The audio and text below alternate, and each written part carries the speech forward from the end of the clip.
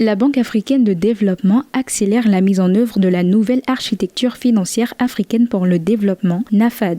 À la tête de cette initiative figure le Togolais Didier Akwete, fondateur d'AfriCsearch et conseiller principal du président de la BAD pour le secteur privé.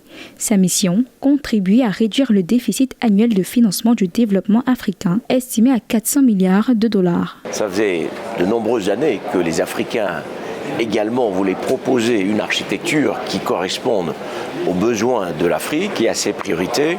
Et aujourd'hui que la nouvelle architecture financière africaine pour le développement a été initiée par la Banque africaine de développement et son président, le Dr Sidi Oulta, le reste du monde voit effectivement cela comme une réponse à la fragmentation du système financier africain.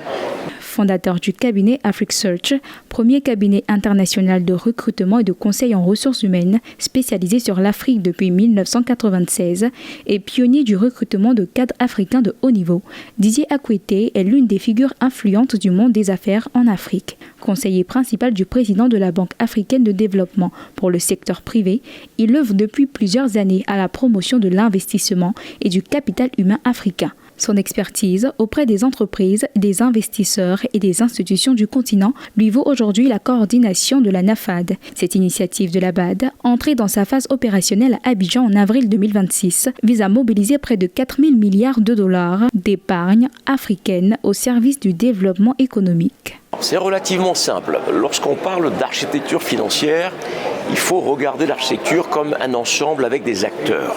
Ces acteurs, ce sont les banques de développement, les banques commerciales, les fonds de garantie, le capital investissement, les caisses de dépôt. Donc tous ces acteurs, les banques centrales, tous ces acteurs forment l'architecture. Maintenant, chacun de ces acteurs avait tendance à travailler dans son coin. Et l'idée, c'est de les faire mieux travailler ensemble, mais également de mieux utiliser les ressources dont disposent toutes ces institutions pour les investir en Afrique. Sous la coordination de Didier Akwete, l'initiative vise à capter l'épargne intérieure, les fonds de pension, les compagnies d'assurance, les fonds souverains et les réserves de change, ainsi que les ressources de la diaspora africaine. Elle prévoit également des mécanismes innovants pour améliorer l'accès au financement des petites et moyennes entreprises, principalement pourvoyeuses d'emplois sur le continent. Aujourd'hui, les PME en Afrique, qui constituent 90 à 95% du secteur privé, ont à peine accès à 20% de leur financement via le système financier classique. On estime que ce gap de financement pour les PME est de plus de 300 milliards de dollars.